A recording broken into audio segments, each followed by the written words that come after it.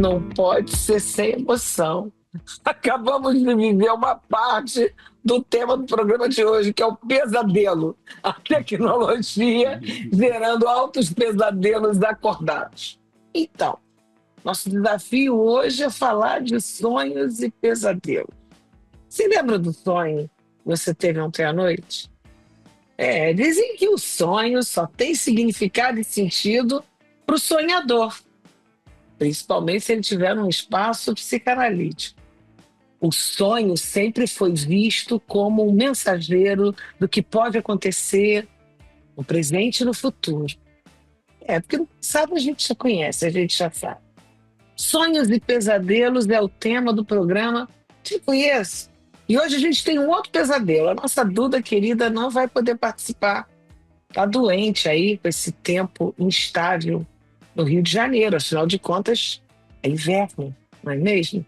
Inverno diferente, não tão como em outros lugares do mundo, mas para quem vive quase aos 38, 40 graus, quando bate 16, 17, é hora de botar jaquetas e botas. E aí? A gente está falando de sonho. Quem é que lembra o sonho que teve ontem? Ai, não lembro. Eu também não lembro. Eu me lembro vagamente do sonho. Aliás, eu tenho tido sonhos muito estranhos ultimamente, né? Vívidos, com histórias renovadas, com coisas mais emocionantes, né? Ontem eu estava no meio de um ambiente de guerra, assim, muitos tiros e tal, tentando me esconder de várias coisas, né? Deve ser porque eu estou no Rio de Janeiro no momento, vim visitar aqui os familiares, e aí o sonho acompanha um pouco a realidade, né? É verdade. Vocês sabem que uma vez eu estava conversando com uma portuguesa e ela falou uma frase que eu nunca esqueci. Na verdade, a gente estava fazendo um trabalho com a equipe e, de repente, ela solta a seguinte pérola. Ai, Dulce, eu amo sonhar. O problema é que a realidade vem e atrapalha todos os nossos sonhos. Essa frase eu achei muito interessante, porque o sonho não é só o sonho daquele que a gente tem quando está com sono e indo para o nível rei. O sonho também tem a ver com aspirações, com desejos, com aquilo que a gente quer fazer na nossa vida. Olha, Luiz Eduardo, conversa ao pé do ouvido. Eu acho que hoje, ou alguns dias atrás, você realizou um sonho que você vem aspirando há muito tempo. Conta aqui pra gente, e principalmente para aqueles que ainda não nos conhecem. E, poxa, eu já tenho uns anos que eu tenho vivido esse pesadelo, né? Apesar de ter realizado o sonho de imigrar para o Canadá, né? E poder conseguir um bom trabalho, dar emprego, né? Possibilidades de melhores empregos para os meus filhos, né? Um dos meus filhos não consegui levar, que foi a minha filha de 11 anos.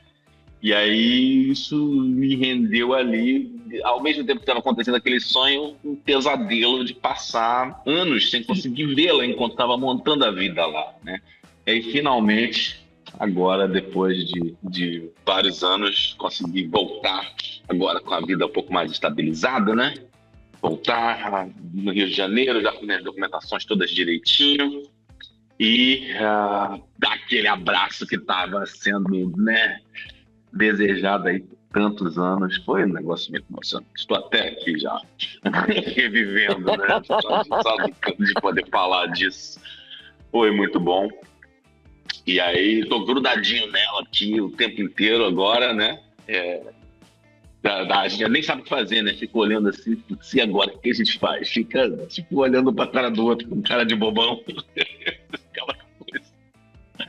Mas, Que nossa, bacana! contar Que que é bacana! emocionante. Bacana, parabéns. Ô, Michel, eu me lembro que você, há uns 2, 3 meses atrás, em um dos programas, você falou: Meu Deus, eu vou para o Brasil, para o meu país. Como será que eu vou voltar? Que sonhos eu deixei lá e que sonhos eu vou construir cá? Como é que ficou isso? Conta pra gente. Então, eu fui pro Brasil, fiquei 3 semanas, voltei tem uma semana. E para mim foi também um realizado sonho, porque, como o Jason falou, né? A gente, quando vai emigrar, a gente não sabe o que nos espera. A gente vem lotado de informações do nosso país, achando que a gente vai resolver tudo, porque a gente já viveu. Quando chega lá, a gente zera a máquina e fala, ferrou, não sei nada. Então, ou seja, voltar para o meu país foi entender que o meu país é o melhor país do mundo. Não existe lugar melhor do que o meu país. Infelizmente, as sacanagens, né, as coisas erradas que acontecem, faz com que a gente precise passar um período fora para conseguir ter uma estabilidade não só financeira, mas emocional, reaprender, né, alguns conceitos que ficam perdidos por causa de umas covardias, mas o coração aperta, como o Dias falou, eu não quis postar nada, não quis falar quase com ninguém, para realmente viver esse momento intenso, né? Não poder perder um minuto, né? De estar no nosso país, ouvir o nosso idioma, sentir na pele, como o Jason falou, eu cheguei lá no inverno, eu fui pra praia, sabe? Tipo, fui tomar banho de praia no Recreio, em Copacabana. Então isso aí para mim foi maravilhoso, estou com muita saudade já, pretendo voltar lá mais vezes, e é isso. Quero deixar aí um conselho para os brasileiros e brasileiras. Agradece a Deus porque o nosso país é o melhor país do mundo. Eu pode ter certeza disso. E aí, Henriette, algum sonho já aterrissou aí na sua mente? Algum sonho estranho? Você teve ao longo da sua vida esse sonho que a gente sonha quando a gente dorme? Aí eu vou voltar lá naquele sonho que eu consegui, como se fosse o desatar de um nó, já que na adolescência fazendo teatro, recebendo o convite para fazer uma peça, o meu pai não deixou. E, inclusive, a atriz está de volta ao cenário das novelas, que é a atriz Carla Marins. Foi ela que entrou no papel que eu faria. E eu acho que o desenrolar da vida é uma trama muito engraçada, porque eu precisava ser educadora, né? Se eu não tivesse sido educadora, né, quantas pessoas incríveis, quantas realizações, e de como é que a gente é responsável por tocar também o sonho das pessoas. E em 2019 reencontrar esse amigo em pleno Saara aqui, que é uma rua do comércio do Rio de Janeiro. Ela tem esse nome porque foram, né, os povos que vieram do Líbano, vieram de todos os lugares desse povo que tem a característica, né, do comércio. E hoje já não tem mais tantos libaneses, mas é uma rua de comércio incrível. E aí reencontrar esse amigo que faz uma pergunta que eu acho: Iete, cadê você na cena? E aí hoje eu vou perguntar para as pessoas do programa Te Conheço, cadê vocês na cena? Cadê o nosso protagonismo? E naquele momento eu confesso a vocês que o sonho veio, como se fosse um déjà vu, e aí eu fui arrumar a vida nesse sentido. A educadora meio que nebulou, e eu falei, cara, eu vou atrás disso. E hoje está nichada essa história para o teatro corporativo. E aí é corporativo porque é a presença da arte num lugar onde a gente não tem tempo para falar dela. Porque negócios, business, e às vezes o toque da arte é para dar um pouco mais de leveza para relações tão endurecidas, mas não, às vezes não é na velocidade que eu quero, mas é na velocidade que precisa ser. Mas as coisas estão acontecendo e eu fico muito feliz de ter acreditado no meu sonho e de, mesmo sendo uma 50 a mais, das coisas poderem estar acontecendo. E eu tenho muito orgulho disso. Também queria pedir isso às pessoas. Continuem acreditando nos seus sonhos. Esse programa mesmo, né? Foi um sonho que eu tive há 5 anos atrás, ainda no mês de janeiro de 2020, antes de ser fechado tudo por conta da pandemia, quando eu estava lá naquele deserto de Saara, que eu olhei e achei aquilo incrível, porque eu só tinha visto aquilo em livros de história, lá da 4ª série, da 5ª série. O elevador me levou lá para os 10, 11 anos de idade, e aí eu senti uma voz, que é a nossa intuição, a nossa sala número 1, dizer para mim, educadora de raiz, faz alguma coisa junto com pessoas sensíveis que você conhece, confia, que gostam de você e que você gosta também. Um programa para você poder atingir o seu José, a Dona Maria, para que eles possam pensar sobre a vida deles, para que eles possam pensar o que eles podem vir a ser, para que eles olhem para aquilo que eles têm e para que eles façam algo com aquilo que eles têm e aquilo que eles não têm, que eles vão buscar para vir a ter. E aí surge o programa Te Conhece? Foi uma coisa tão forte, que eu falei, caramba, primeira pessoa que eu pensei que eu tinha certeza que ia falar Dulce, que ideia incrível, foi Luiz Eduardo. Por gostar desses projetos assim. Depois eu pensei, não, tem que chamar Henriette, porque Henriette é o riso, é a alegria, é a festa, é o entretenimento em ação. Depois eu pensei, eu preciso de uma pessoa preta que diga para o que veio, que enfrente os seus preconceitos e conceitos e que esteja ligado de alguma forma à música. Aí veio Oséias, aí Oséias disse assim, eu vou te dar o meu melhor, que é o Michel. Aí vem a questão da irmandade, né? Do amor, colocando esse laço de fita. Depois eu pensei numa pessoa que é totalmente fora do padrão e que talvez, padrão de alguns, que hoje nem é mais o padrão que se tinha, né, no século passado, que era um social mais quantitativo, mais resistente. Hoje a coisa, graças a Deus, a gente já consegue ver várias tribos dentro de um social, que é Maria Eduarda Menezes, que é uma mulher, muitas vezes mais do que eu e Henriette juntas. É uma honra ter essa pessoa que hoje não pode estar com a gente porque cada dói. E isso também faz parte da vida. E eu espero que ela receba o nosso carinho. Então, para mim, esse foi um sonho no sentido de aspiração. E aí você que nos ouve, seja no rádio, seja no YouTube, eu estou preparando aí em breve com uma menina que eu conheci numa viagem que eu fiz, para a gente também funcionar como um podcast, tanto no Spotify como em outra também, acho que é Danzi que ela me falou, alguma coisa assim.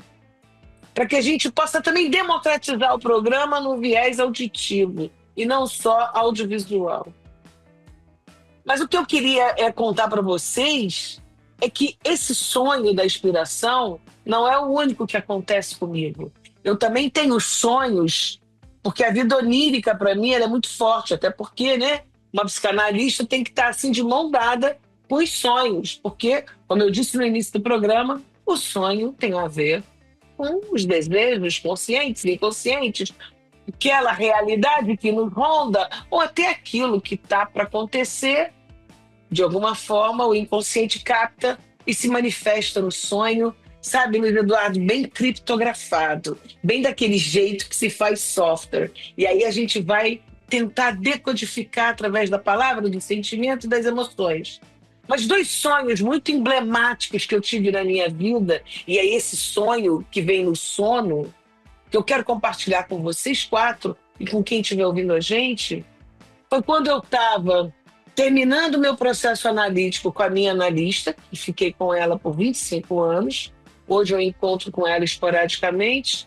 No último dia de análise, eu sonhei que eu estava no escafandro, num mar de lama, onde foi lavando toda aquela lama, e quando eu saí a ponto de encontrar uma praia e uma areia, esse mar não era mais de lama e era de petróleo. E aquilo, para mim, foi um puta do insight, porque o petróleo, no meu sonho, como sonhadora, ele ressignificou toda a lama, aquilo que a gente tem que tirar de ruim que está dentro da gente, e transformou em algo que ainda é o Ikigai de muito país que tem por aí, né? Ainda quer tirar o petróleo dos outros para poder chamar de seu. O segundo sonho, e aí eu quero convidar vocês a irem pensando em sonhos que vocês tiveram e que podem ser emblemáticos. Eu tive na minha vida, foi em 2005, eu estava escrevendo meu segundo livro infantil, Vida de Cão. Eu precisava de um desfecho para aquele livro, onde era a história sobre a morte e a vida, uma filha ia perder um pai, e essa filha tinha um filho, então esse neto ia perder um avô. E aí esse avô sugere a compra de um cão para ser o objeto transicional da família, porque esse avô, aquele avô que às vezes a gente tem na família, pode ser um tio, um vizinho, um dindo, são aquelas pessoas especiais, magníficas, que nunca podiam morrer se a gente pudesse fazer esse pedido. E aí eu precisava fechar o livro com a vida e a morte. Eis que eu tenho um sonho. Eu entro numa parede, que de repente ao entrar nessa parede eu saio numa sala, a parede que eu entrei, que seria uma porta, se fusiona com as paredes da sala e eu encontro duas mulheres. Uma mulher linda, tipo Demi Moore, em época de Ghost, de preto, com aquele cabelo bem esticado, um coque, uma piteira, e dizendo para mim, meu nome é Morte. E eu olhava para ela, que coisa linda aquela mulher, eu comecei a me aproximar dela, querendo perguntar sobre a morte, para ela me dizer. Aí uma outra mulher, uma senhora mais velha, gorda, com seus 75, 80 anos, também fumando um cigarro de palha, como a minha bisavó fazia, dizia assim, Lucinha, não se aproxima muito dela, porque não está na sua hora. E eu, embevecida pela beleza, pela estética, e aí ela dizia para mim a morte, eu tenho muita vida nos anos, por isso que eu nunca morro, e estou presente. E me deu várias dicas. O lugar que as pessoas vão é apenas a casa dos números. E eu precisava de um lugar para chamar o cemitério. O cemitério é a casa dos números. E aí aquele sonho fez eu acordar na madrugada, eu peguei um papel e escrevi o último capítulo desse livro. Ou seja, sonhos são especiais. E aí eu quero saber de vocês, que sonho vocês tiveram que foi um ingrediente mega importante na vida de vocês? Fala aí, Jason, fala tu. Olha, tem um sonho que eu tenho recorrentemente que eu acho sensacional, que tenho desde garoto, eu acho, provavelmente, que é um sonho onde eu sempre ando por ruas conhecidas, assim, né, caminhando, aonde de diversos becos e vielas começam a vir vários esqueletos encapuzados, vindo me pegar, né, vem correndo, né, aquela coisa do filme de zumbi, né, vem correndo, vem andando, não sei o que lá, e tentando barrar o meu caminho, e eu, tipo assim, daquela sensação do sonho, daquelas criaturas aterrorizantes encapuzadas vindo para cima de mim, a sensação que eu tenho interna é de me preparar para o combate, e eu começo a dar combate e continuo andando. E é um sonho, às vezes, meio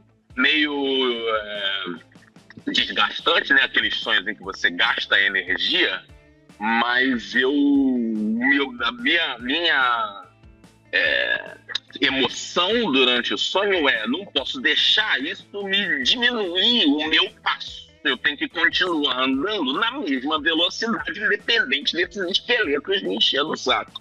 E continuo brigando e continuo andando. E aí, uma hora, o dispêndio de energia estava me acordando, mas eu acordo com uma certa satisfação, né? Isso, para mim, é muito interessante, porque eu me reconheço muito nesse sonho, né? Me dá um reconhecimento, uma segurança de encontrar a mim mesmo ali, né? Tipo assim, aquela sensação de pode vir o que for, que eu continuo andando, não tem problema, né? E às vezes quando vem um sonho desses assim, é como se viesse a lembrança, né? Assim, lembra quem é você, rapaz, né? E é maneiro. Ai, que delícia! E você, Michel, tem um para contar? Assim, eu não sou muito de sonhar dormindo. É estranho falar. Meu irmão sonha direto lá, eu fico morrendo de inveja. Porque ele fala, poxa, Michel, sonhei com os meus pais, sonhei com alguma coisa, e eu não sou muito de sonhar. Mas eu sou muito sonhador. Assim, eu sou aquele cara que às vezes tem vários pesadelos, porque eu arrisco muito, eu sou um cara meio destemido, não tenho muito medo de arriscar naquilo que eu acredito. E um dos meus maiores sonhos era poder ter um pouco mais de experiências com a música, né? Tipo, como você falou, a gente sempre foi muito musical. Minha mãe era cantora, e então a gente é envolvido desde criança.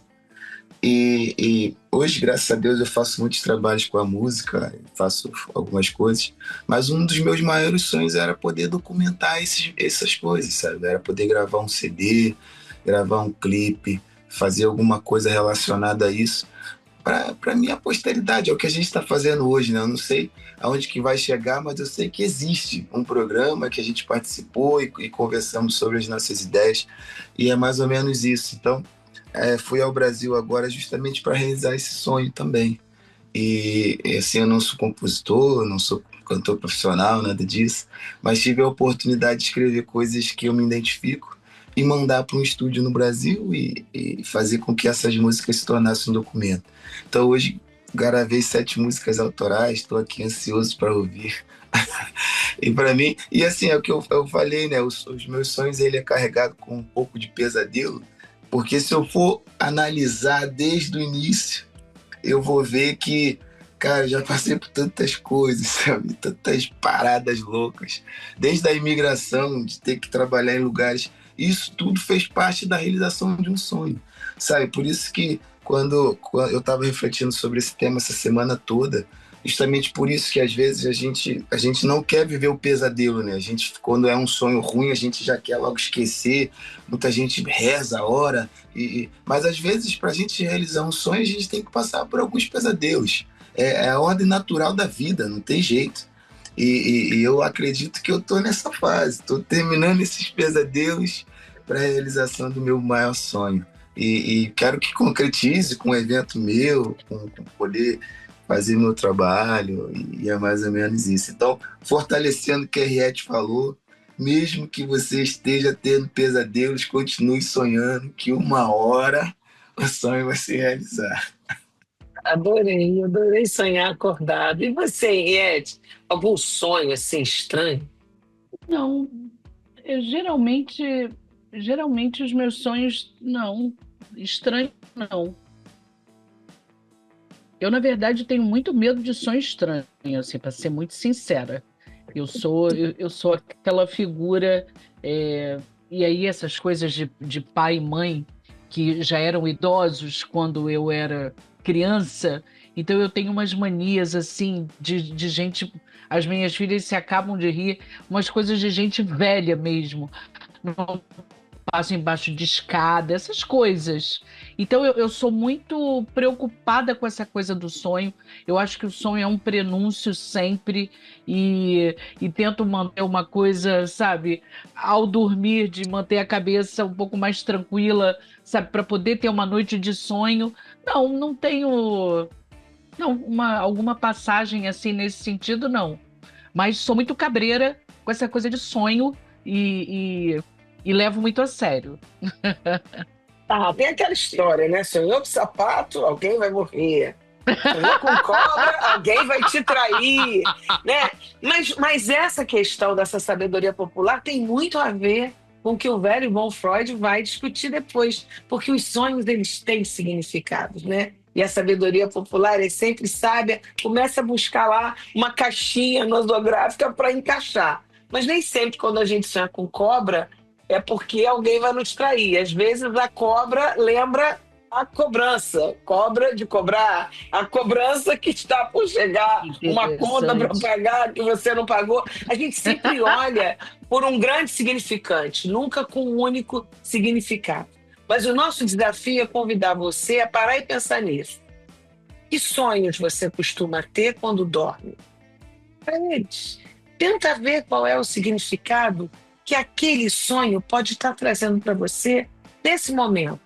Nesse contexto, olha, a gente está ao vivo, dia 5 de julho de 2025. Vou botar esse programa ao vivo na plataforma para você poder ver depois. Mas a gente está aqui gravando no dia que ele vai ao ar. É nesse sentido que é ao vivo. E olha também para o sonho que você quer para a sua vida. Né? Se você tem a oportunidade de fazer aquilo que você gosta e ama, enfrenta todos os obstáculos, como foi aí o sonho do Luiz Eduardo.